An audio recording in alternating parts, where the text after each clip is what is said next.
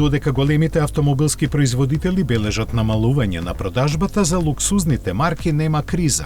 Тие минатата 2022 ја завршија со рекордни бројки.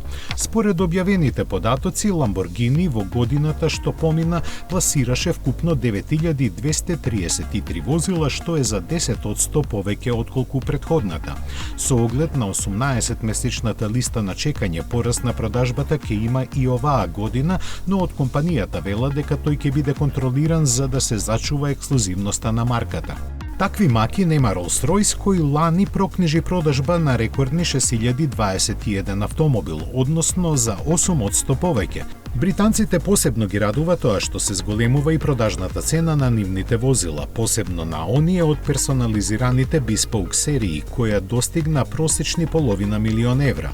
Задоволни се и во Bentley, чија продажба лани се искачи за 4% на вкупно 15.174 единици. Најголема заслуга за тоа има Bentayga, кој освои 42% од купувачите на марката. Од компанијата ја истакнуваат и скоро рамномерната распределба на продажбата по региони, 29% во Европа, вклучително Велика Британија, 28% во Америка и 24% во Кина.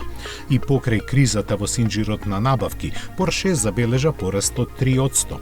Германците ги радува тоа што најголем дел од продажбата, која достигна 310.000 возила, отпаѓа на Cayenne, како и фактот дека Panamera и Taycan освоија скоро идентичен број купувачи.